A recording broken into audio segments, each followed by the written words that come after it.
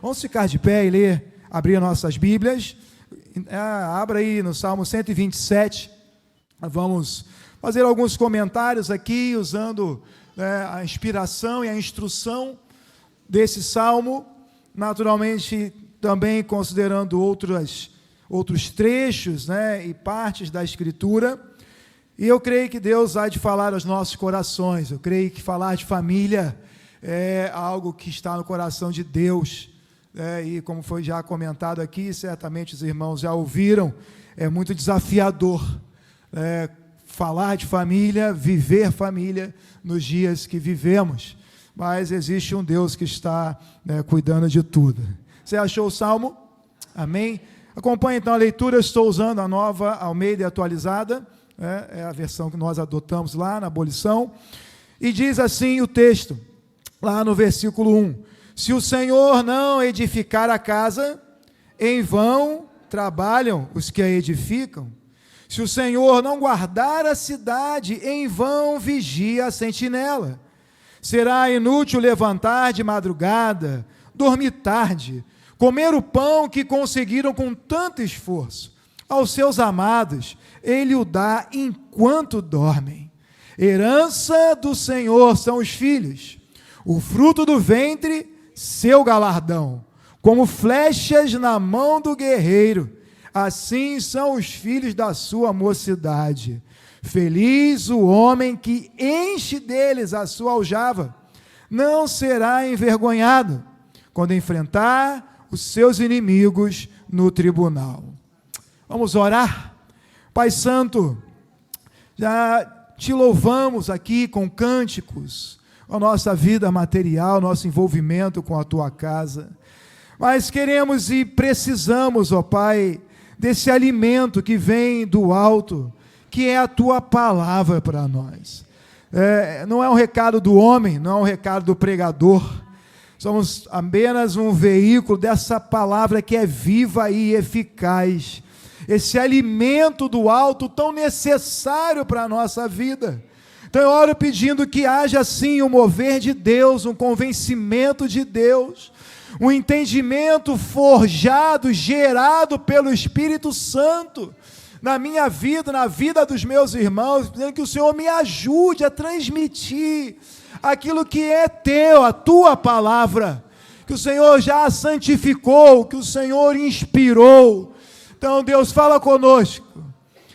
Deus, abençoa esse povo que aqui veio te buscar nessa manhã, a colocar diante do Senhor as nossas vidas, as nossas casas. Então, Deus amado, abençoa. Eu oro assim com os meus irmãos, pedimos a tua bênção, fazemos isso no nome do Senhor Jesus, e o povo de Deus diga amém. Amém. Vamos assentar por alguns instantes, e estamos aqui para falar de família, e como eu disse, eu creio que Deus tem esse tema como prioridade lá em sua agenda, de uma forma aí ilustrada. Esse salmo, irmãos, que eu creio ser conhecido, e dentro até de uma estrutura de composição das Escrituras, ele até pode ser entendido como uma porção única com o Salmo 128, com o Salmo seguinte. Ambos, o assunto discorrido ali é o mesmo, tem a ver com coisas do dia a dia, com coisas do cotidiano do homem, e tem a ver com família. Nós encontramos isso aqui. Esse salmo é atribuído a Salomão, pelo menos por grande parte dos historiadores e da tradição, e ao entender que o seu autor é Salomão, entender e se considera que essas instruções vêm do período de quando ele recebe a missão da edificação do templo lá, de seu pai Davi, um salmo que tem por características um salmo de instrução, diferente de outros salmos, um salmo de louvor, salmos precatórios, um salmo de sabedoria, um texto de sabedoria de Deus, para nós, sabedoria do alto, para instruir o homem. E nós encontramos aqui princípios importantes, embora em poucas linhas, onde ele fala da importância do trabalho do homem, quando ele diz: se o Senhor não edificar a casa, em vão trabalham os que edificam, mas ele diz: bom, é importante trabalhar, é importante edificar, mas não é tudo na dependência do braço do homem. E ele fala sobre isso, traz a questão da importância, né, do construtor, dos recursos, da habilidade, mas também da dependência de Deus, acima de todas as coisas. O homem pode e deve fazer a sua parte, trabalhar, construir, usar, né, os recursos, seu intelecto, que Deus assim nos fez, como sua imagem e semelhança, faz parte da natureza da criação do homem, né, do homem produtivo, do homem capaz, mas não alto em si mesmo, mas sim entendendo que, apesar dessas suas habilidades, competências, ele precisa também dessa dependência de Deus. Nós encontramos aqui a incapacidade do homem de prover garantias, porque o texto também vai dizer que se o Senhor não guardar a cidade, usando linguagem muito comum da época, será em vão, né? Se o Senhor não vigiar, se o Senhor não guardar a cidade, em vão vigia a sentinela. O homem precisa fazer a sua parte, mas o homem não garante todas as coisas. É impossível o homem, né, o ser humano, o indivíduo, conseguir garantir qualquer coisa, seja na sua vida pessoal, seja na manutenção, na guarda da sua família. Isso para alguns é bastante desafiador, porque o homem, eu tenho essa percepção, e comentei isso ontem, inclusive, lá com os jovens, o homem, né, o homem natural, ele tem esse impulso, ou essa sensação de que ele faz, ele garante, ele resolve, ele pode, né, governar, controlar. E a grande verdade é que só tem um que controla e governa todas as coisas, só o Senhor. O homem faz a sua parte com forma prudente, mas ele precisa entender que a sua segurança, a dependência maior desse sentinela, da garantia dessa cidade, não é a estratégia do sentinela, não é o treinamento que ele recebera, sabe? Não, é o Senhor, é sempre o Senhor. Vemos ainda que provisão, sustento, descanso é dádiva de Deus, porque diz na continuidade que será inútil, e não é nenhuma apologia ao trabalho, muito pelo contrário. A gente encontra em outras passagens bíblicas, Deus, né, deixando claro que o trabalho faz parte, o trabalhador é digno do seu trabalho, vale desfrutar do que ele ganha, está lá nos textos de sabedoria. Mas o que o sábio está dizendo, o que o texto está dizendo é que a provisão, o sustento e o descanso também é algo que provém de Deus. Será inútil levantar de madrugada, acordar cedo, dormir tarde, trabalhar o dia todo, né, comer o pão que conseguiu com tanto esforço. Tudo isso é inútil se o Senhor não fizer. E o texto diz que aos seus amados, Ele dá enquanto dormem. Isso não quer dizer que eu não preciso trabalhar, então eu vou dormir até mais tarde, porque enquanto eu estiver dormindo, Deus vai providenciar todas as coisas. Não é isso. Mas mostrando que, né, não é no muito fazer. Eu preciso, e eu vou, e eu tenho. Calma. Gente, por causa dessa falta de compreensão, uma coisa é responsabilidade, outra coisa é compromisso, outra coisa é, né, o meu envolvimento profissional, e eu trabalho também, não vi o ministério 100%, eu tenho minha atividade profissional, tudo certo, equilíbrio, mas não é isso. Não adianta acordar cedo ou dormir tarde, se não houver a bênção de Deus na nossa vida material também. Fala ainda de uma estrutura familiar, porque aí nos versículos seguintes ele fala da importância dos filhos, dizendo que filhos são herança de Deus, presentes de Deus. E como é desafiador falar de relacionamento entre pais e filhos na sociedade atual, diante de tantas dificuldades, tantos desafios, de tantas inconformidades, de tantas coisas que a gente, lida e vê, mas a verdade é que a estrutura familiar, da forma que a Bíblia apresenta, é um projeto de Deus, sim. E filhos são bênçãos, são herança, como flechas na mão de um guerreiro. Eu gosto dessa imagem. Um guerreiro que se prepara, a flecha que ele prepara, que ele, lá nesse período, era manual o trabalho, preparando ali. Então, esse relacionamento do homem, na construção da família, no desenvolvimento dos filhos, essa unidade. Feliz é o homem que enche deles a sua aljava, onde ele guardava as suas flechas. Não será envergonhado quando enfrentar os inimigos no tribunal. Haviam coisas que eram tratadas nas portas de Jerusalém, causas ali do cotidiano, e eles tinham que tratar ali. Havia, então, essa imagem juntos. Prevalecia, o cordão de 3 dobras é a unidade, um princípio da palavra de Deus. E quando a gente olha para essas coisas, a gente, meu Deus, tem misericórdia de nós, nos ajuda. As famílias precisam ser, muitas vezes, reorganizadas, reestruturadas, para que haja de verdade essa unidade.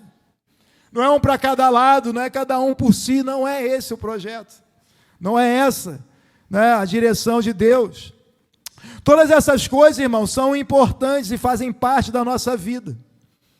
E quando eu penso em família, como um homem de Deus, como um cristão, eu busco enxergar na palavra de Deus, como a Bíblia insere esse assunto, como ela discorre sobre essas coisas. E aí a gente lembra de passagens, não precisa ir lá agora, mas no princípio de tudo, creio que os irmãos conheçam o texto de Gênesis. Deus criou o homem, criou a mulher, e havia uma missão para eles. O homem deixará pai e mãe, juntar-se à sua mulher, e então se tornarão uma só carne. Esse é o princípio de tudo. É o modelo de tudo. Está ali falando sobre isso, uma condição que ainda eles nem haviam vivenciado. O primeiro casal, dizendo, olha, vocês vão produzir, vocês vão crescer, vão cuidar da terra, vão fazer tudo isso, vão se multiplicar e novas células familiares serão constituídas. Esse é o projeto inicial de tudo. Ao longo das Escrituras a gente vai encontrando essas coisas, encontrando lá as primeiras famílias. A gente encontra lá no dilúvio Deus tratando com Noé, mas inserindo sua família. Entra na arca, Noé e sua família.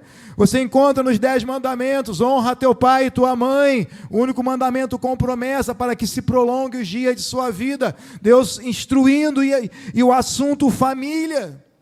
Junto, encontramos na peregrinação, na preparação da entrada para Canaã, lá em Deuteronômio e outros textos, a importância da instrução ao sentar, ao levantar, ao sentar à mesa, inculcar os princípios, falar de Deus entre no seio familiar, e ali estão essas coisas. Provérbios fala, o sábio fala em Provérbios, que o homem que acha a esposa é feliz, é uma bênção, ele foi abençoado por Deus. O que mostra para nós, irmãos, que família é algo importante para Deus. Vamos no Novo Testamento, encontramos os princípios, lá onde a orientação aos presbíteros, aos oficiais da igreja, que deveriam governar bem a sua casa. Nós encontramos lá o apóstolo dizendo, que o homem deve amar a esposa como Cristo amou a igreja, que a mulher tem que estar aí com o marido em obediência, assim como ao Senhor, um equilíbrio, uma organização, muitos princípios. E eu quero chamar a sua atenção, irmão, porque nós iniciamos essa reflexão neste salmo, onde eu vejo de forma muito clara um princípio da necessidade da governância de Deus na estrutura familiar, no gerenciamento familiar. E quando não há esse governo, quando não há essa ação de Deus, essa dependência de Deus, Quando o homem caminha pelos seus princípios, quando o homem caminha pelas suas percepções, quando o homem deixa de lado os princípios de Deus, e isso dentro da sua estrutura familiar, ele vai ter mais problemas. Se a direção da nossa casa, irmãos, da minha casa, não for pautada em Deus, certamente as coisas serão muito mais difíceis. E aí, vamos lá em Gênesis, brevemente fazer algumas considerações. Abra lá em Gênesis capítulo 2. E a gente vai encontrar uma condição, uma falha dentro de uma estrutura familiar que, por não obedecer a um princípio de Deus, problemas sérios aconteceram. Gênesis capítulo 2, lá no verso 15, né? Porque nós encontramos ali o início de tudo. Deus cria o homem, começa a dar as orientações, as instruções, e ele vai dizer lá, você achou Gênesis 2, verso 15, e o texto diz: o Senhor Deus tomou o homem, o colocou no jardim do Éden para cultivar e o guardar, e o Senhor Deus ordenou ao homem, instrução: de toda árvore do jardim você poderá comer livremente, mas da árvore do conhecimento do bem e do mal você não deve comer, porque no dia em que dela comer, você certamente morrerá. Adão recebe a instrução direta de Deus. Na continuidade, Deus forma e traz à existência a mulher. E aí lá no capítulo 3, nós vamos ver uma outra cena. A mulher já agora existente, já de alguma forma ali tendo, né, o seu contato, seu marido com Adão, já tendo algum convívio. E aí a gente encontra já o inimigo, né, com as suas ciladas. E como o pastor Gilson falou aqui, essa blindagem, esse ataque à família, que não é novo. E aí, Gênesis 3, do verso 1 ao verso 5, a gente vai perceber que essa cilada e Eva cede. Porque lá diz que a serpente mais astuta que todos os animais selvagens que o Senhor Deus tinha feito, disse à mulher: é verdade que Deus disse, não comam do fruto de nenhuma árvore do jardim? E a mulher respondeu à serpente: do fruto das árvores do jardim podemos comer, mas do fruto da árvore que está no meio do jardim, Deus disse. Ela sabia, ele sabia, Adão sabia, Eva sabia: vocês não devem comer dele, nem tocar nele, para que não venham a morrer. Então a serpente disse à mulher: é certo que vocês não morrerão, porque Deus sabe que no dia em que dele comerem, os olhos de vocês se abrirão, e como Deus vocês serão conhecedores do bem e do mal. E essa proposta, né, essa astúcia foi convincente. E aí a consequência, no verso seguinte: vendo a mulher que a árvore era boa para se comer, agradável aos olhos, árvore desejável para dar entendimento, tomou do seu fruto e comeu, e deu também ao marido, e ele comeu. Qual o resultado disso, irmãos? O pecado entra na condição humana, se manifesta na condição humana, são afastados da presença de Deus, expulsos do Éden. E como isso tudo começa? Qual o cenário, né, dessa desobediência a Deus? Um casal que concorda em desobedecer. Um casal que concorda em, talvez não seja bem assim o que Deus tenha dito. E aí a gente vê, irmãos, que se eu, minha esposa, meus filhos, se não pautarmos as nossas decisões, nossos projetos, sabe? O que eu faço, o que eu não faço, como fazer, eu preciso pautar isso nos princípios da palavra de Deus. porque nós vamos encontrar o texto dizendo que o coração do homem é enganoso. A chance de errar é quase que certa. E a gente encontra essas coisas aqui. Gênesis 12, um outro casal conhecido, que da mesma forma, e tudo isso, irmãos, pela deficiência da condição humana. Eu não me coloco aqui como melhor do que nenhum desses homens ou mulheres. Eles tiveram as suas histórias, tiveram as suas necessidades, e como eu e você também as suas limitações.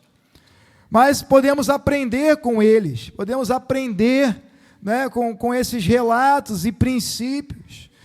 Semelhante ao momento lá onde o Senhor dá instruções para Adão, agora nós encontramos o Senhor trazendo uma promessa, se revelando ao homem Abrão. Gênesis 12. Você achou? Diga amém. E aí, verso 1 e 2. O Senhor disse a Abrão: sai da tua terra, da sua parentela, a casa do teu pai, e vá para a terra que lhe mostrarei. Farei de você uma grande nação e o abençoarei e engrandecerei o seu nome. Seja uma bênção. Essa era a proposta de Deus. Esse foi o que Deus apresentou para eles. E aí o tempo passa. As coisas continuam a acontecer, a vida continua. Gênesis 15. Eles colocam a vida debaixo dessa promessa ali, interagindo. Homem, mulher, marido, esposa. E aí chegamos lá no capítulo 15. E as coisas acontecem, outros acontecimentos, diz o texto, depois desses acontecimentos, 15, verso 1. A palavra do Senhor veio a Abrão numa visão, dizendo, Senhor, realimentando a esperança no coração dele, dizendo, não tenha medo, Deus conhece o nosso coração. Sabia que Abraão tinha suas preocupações, que Abrão aqui, não tenha medo, Abrão, eu sou o seu escudo, eu lhe darei uma grande recompensa. E aí, Abrão abre o coração, que Deus já conhecia. E aí o homem diz, Senhor Deus, que me darás, se continuo sem filhos, e o herdeiro da minha casa é o Damasceno Eliezer.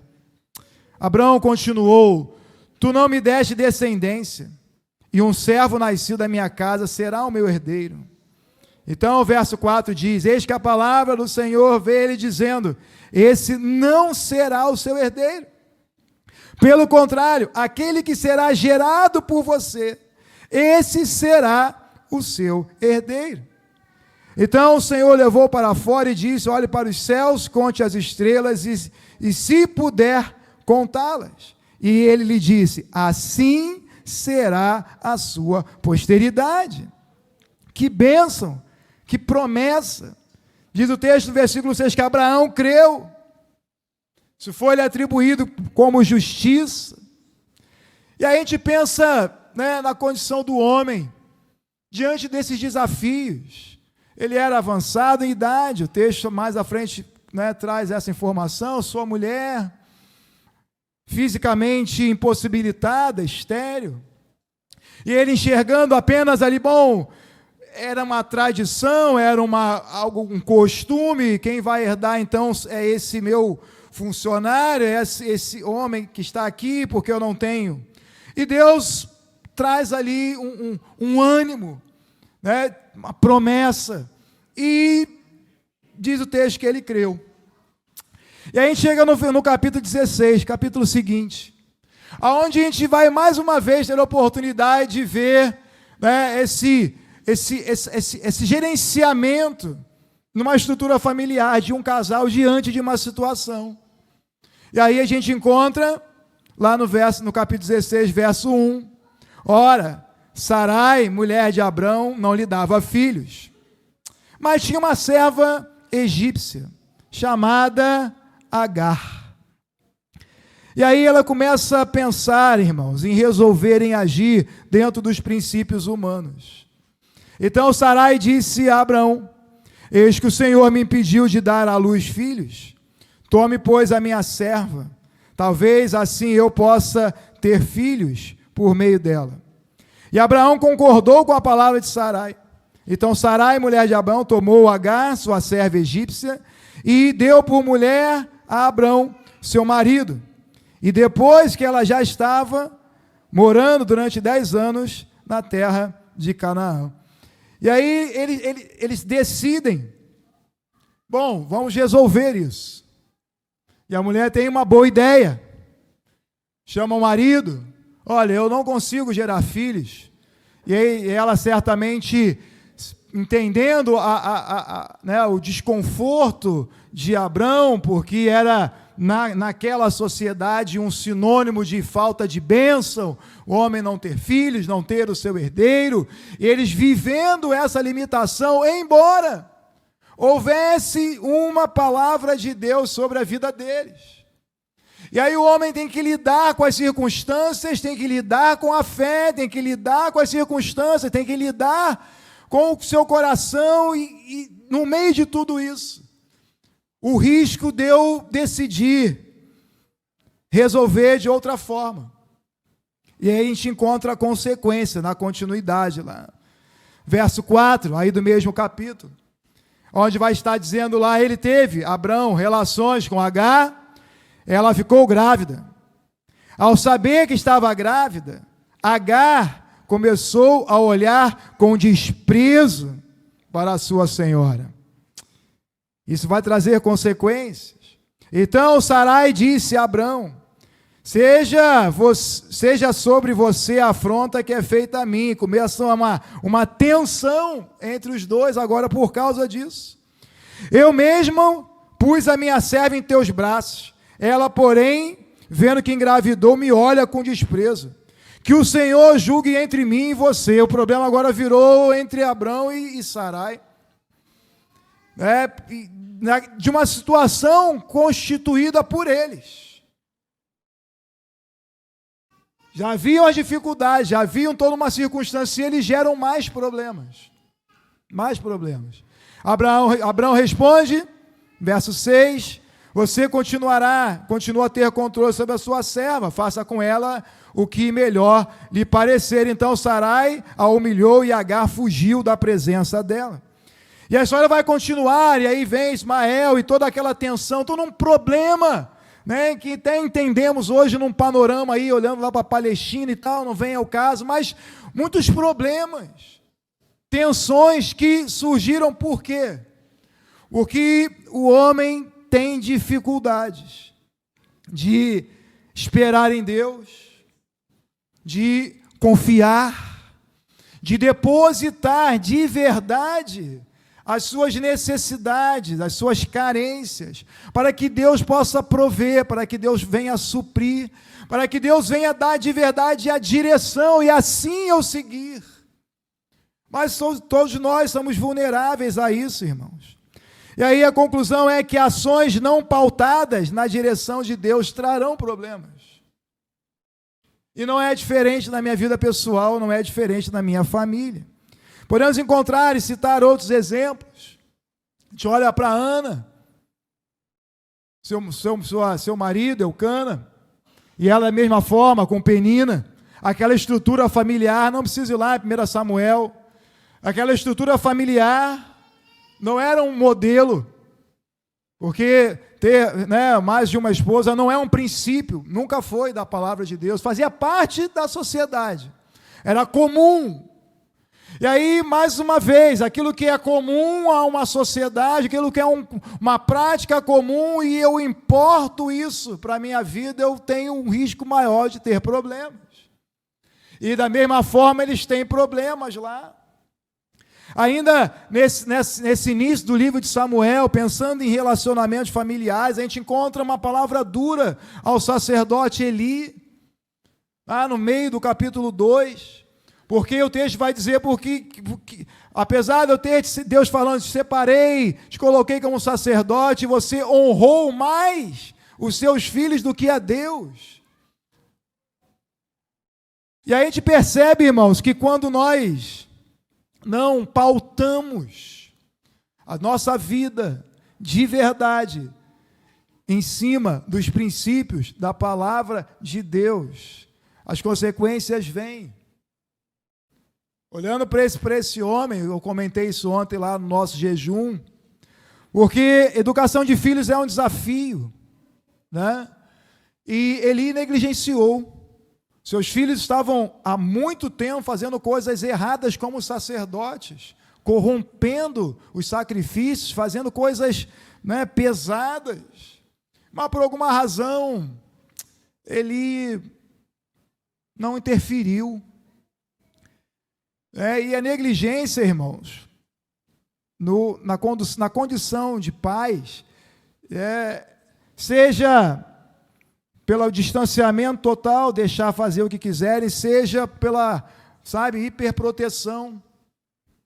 Nós temos no dia a dia acompanhado lá pessoas, meu filho é 100%, meu filho não faz. Não, irmãos, os filhos precisam de correção, filhos precisam de exemplos, filhos precisam, e aqui existem alguns jovens, eu falei isso ontem lá também, honre seu pai, honre sua mãe, aceite a autoridade deles sobre a sua vida, porque isso é bênção para você. Você vai errar, você vai fazer escolhas que vão precisar de auxílio para consertar, e eu preciso ter esse entendimento. Eu não posso deixar, não, ele já tem tantos anos, não, eu aprendi assim com meus pais e vou replicar isso. Não, eu preciso instruir, eu preciso acompanhar, eu preciso buscar os princípios de Deus, porque o que seguir, irmãos?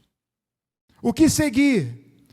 O teórico lá na internet, do Instagram, do Facebook, e a gente hoje fica preocupado até com algumas referências cristãs que começam a trazer princípios que a gente, e até minha esposa comentou assim, eu não sigo mais fulano de tal, porque falou um negócio lá. Eu falei, pois é complicado. A palavra de Deus não muda, irmãos. Não importa quem está falando. Não importa, é o fulano de tal, renomado, com títulos e reconhecido e com tantos mil seguidores. Não é isso que valida. O que valida o princípio é o teor que ele traz dos princípios da palavra de Deus. Como ensinar, como corrigir, como decidir, como planejar, em cima do quê? Princípios da palavra de Deus. Senão, irmão, as coisas serão muito mais difíceis. Eu estou caminhando para terminar, mas mais um exemplo, Atos capítulo 5. Textos que eu usei e visitei algumas vezes nos últimos dias. Atos 5, mais um casal, Ananias e Safira. E a gente para e pensa, caramba, por que agir assim? Mas agiram. E aí, se você parar e pensar, poxa, por que eu também agi em outro momento dessa forma? E aí a gente olha para essas falhas e tem a oportunidade de dizer, Senhor, guarda o meu coração. Você achou Atos 5? Conseguiu abrir aí? Bom, a igreja começando, o contexto lá de Atos, Pentecostes, pregação de Pedro, o evangelho em ascensão, a igreja, os novos convertidos unidos, esse modelo de comunhão, de partir do pão, de compartilhamento, e aí as necessidades surgindo, fala na parte anterior da comunidade cristã, eles estavam juntos, falando de ofertas, de necessidades básicas ali, porque aqueles que migraram para aquele encontro de Jerusalém ficaram ali por causa do agir de Deus no dia de Pentecostes, há uma necessidade para eles. E aí vem o texto pontuando esse casal.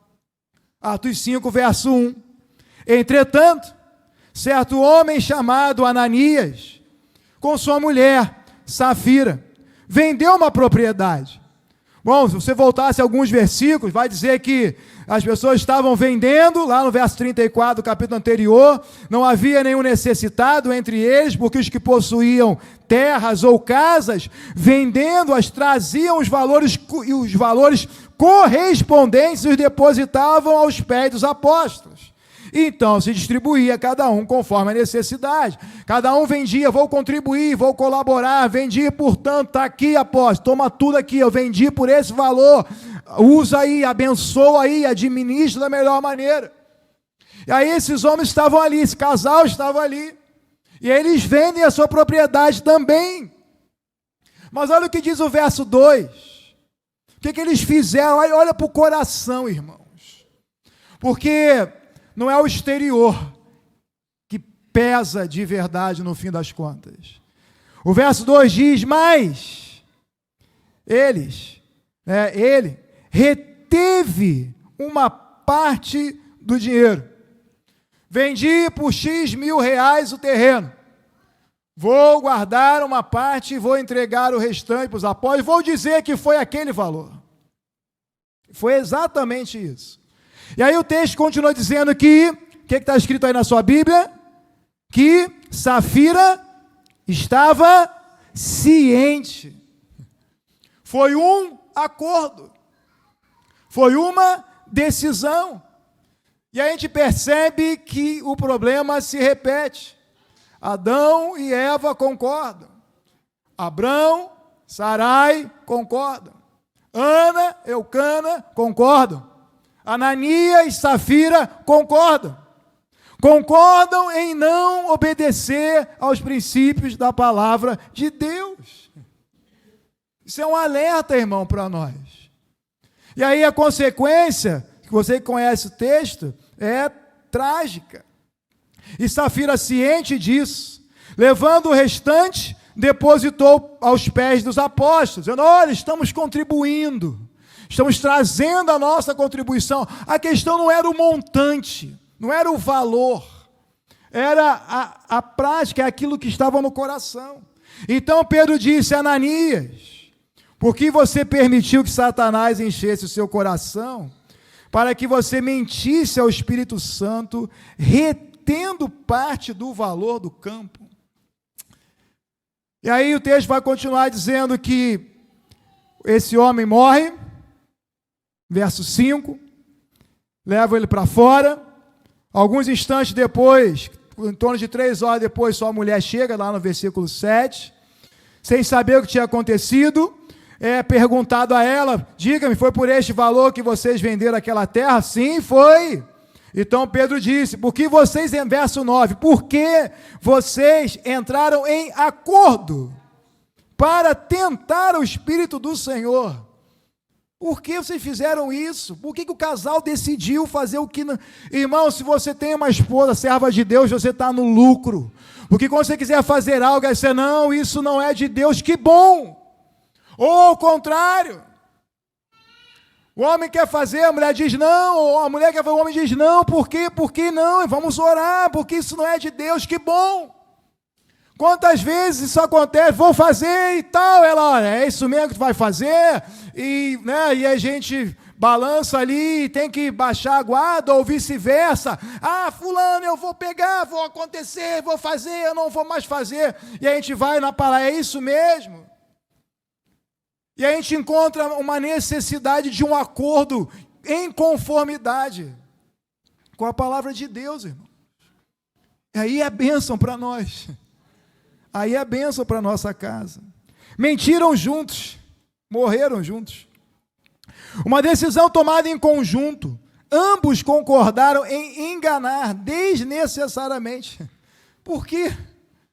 Não tinha obrigatoriedade nenhuma, não tinha obrigação de nada.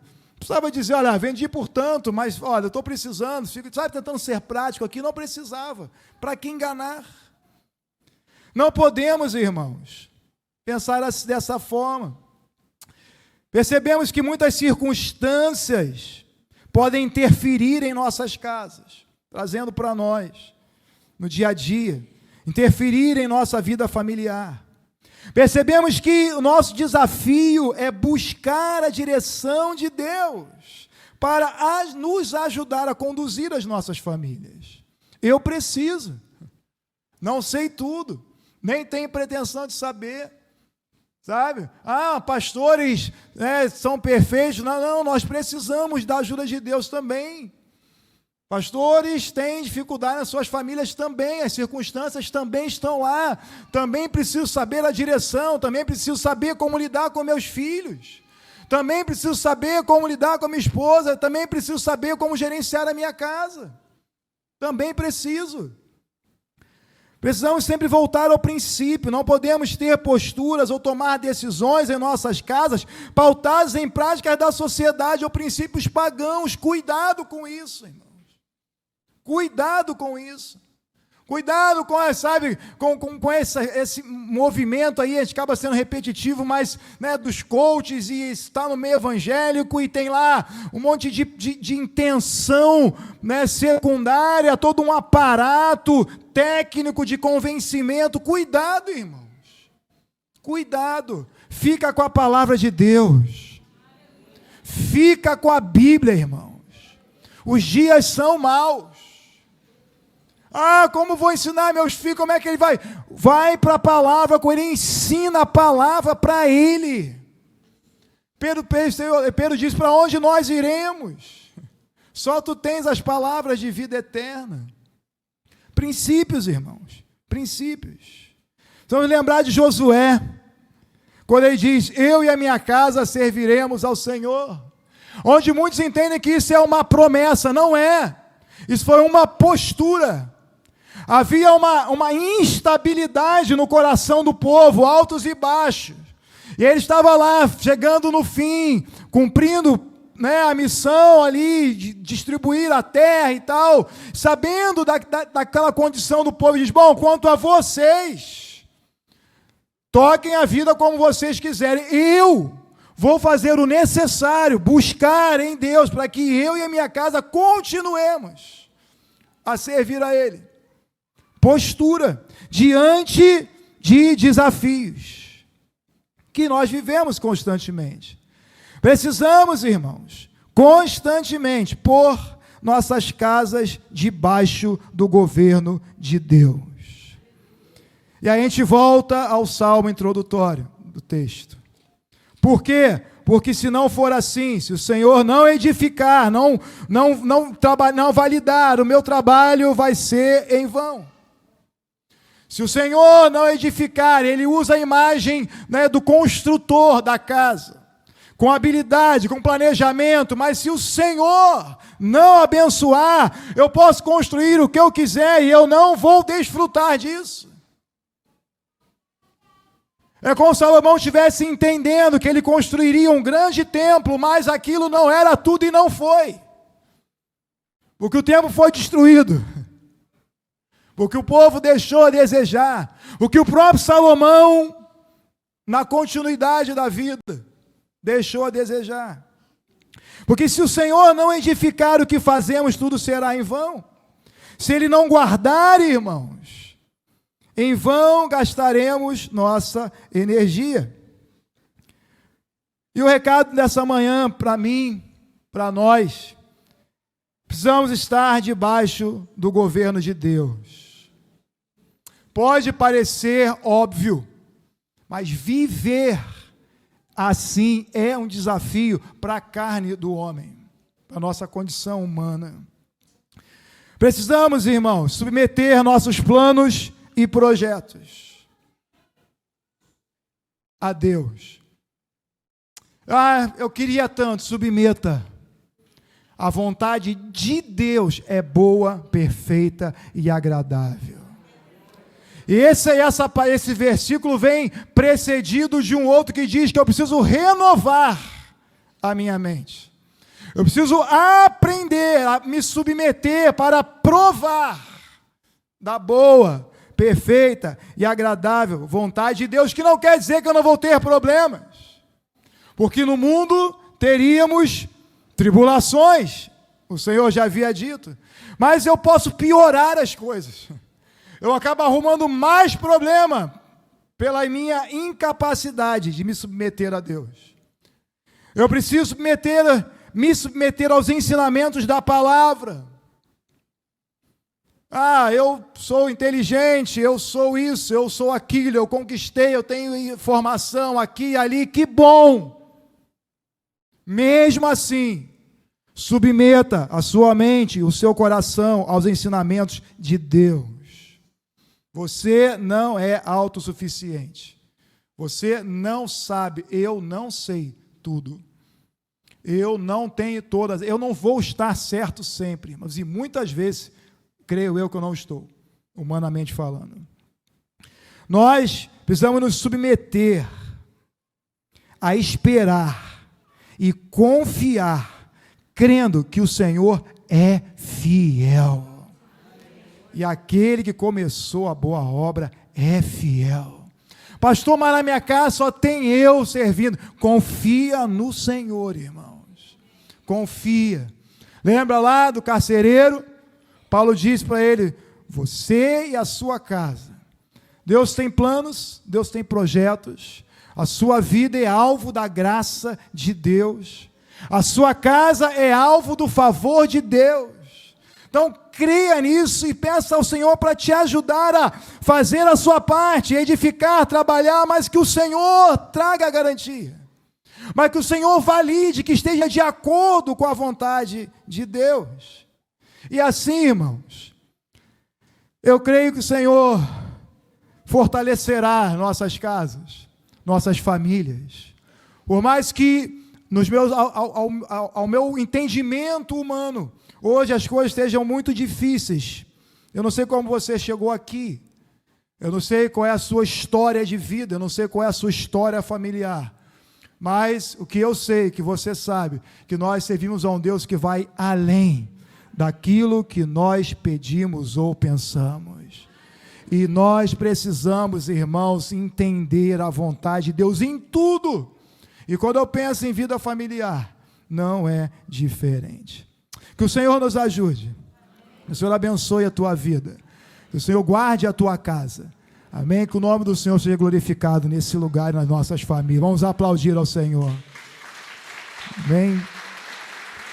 Aleluia. Pastor Gilson.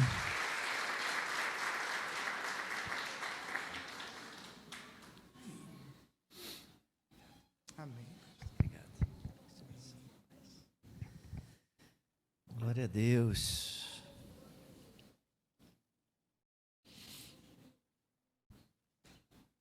Obrigado, Senhor, pela tua palavra. Ajuda-nos, Senhor, ajuda-nos a permanecermos fiéis a Ti e em santo temor vivermos e andarmos na Tua presença, buscando cada dia obedecer a Tua palavra.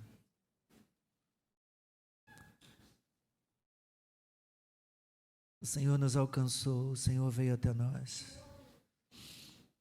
O Senhor se revelou para nós, obrigado por tomar essa iniciativa. Pois de nós mesmos, Senhor, não buscaríamos a Ti. Obrigado por nos amar, nos escolher, por nos vivificar e nos capacitar a crer em Jesus Cristo, pelo Evangelho. Por Tua graça preciosa, Senhor, obrigado. Ajuda-nos, ó Deus,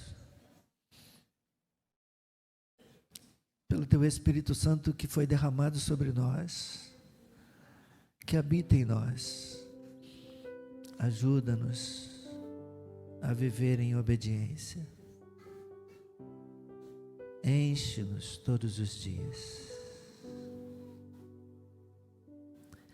E mais. E mais. Dirige, Senhor, a nossa vida por Tua palavra. Essa é a palavra que é a luz para o nosso caminho. Não apenas na vida pessoal, mas também na vida conjugal. Tanto para um casal que não possui filhos, como também, Senhor, para aqueles que os possuem. Dirija a nossa vida. E que jamais, Senhor, o inimigo venha encher o nosso coração. Como aconteceu ali com o casal Ananias e Safira, num contexto de tanta presença, de um derramar abundante do poder do alto, de tanta vida na comunidade, de tanta generosidade, todos cheios do Espírito Santo. E aparecem esses irmãos que se deixam encher o coração pela presença do inimigo, por outra voz que não a voz de Deus, por outra palavra que não o evangelho de vida.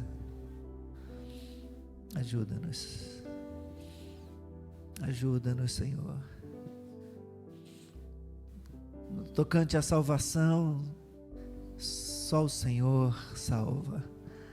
A salvação começa e termina com o Senhor. Mas no tocante ao viver a vida cristã, há algo que nós temos que fazer. Então, Senhor, continue edificando a nossa casa e nos ajudando a trabalhar na obra, a trabalhar na edificação, colocando as telas, os filtros necessários contra o mal, contra a cultura, em nome de Jesus. Amém. Ficar de pé.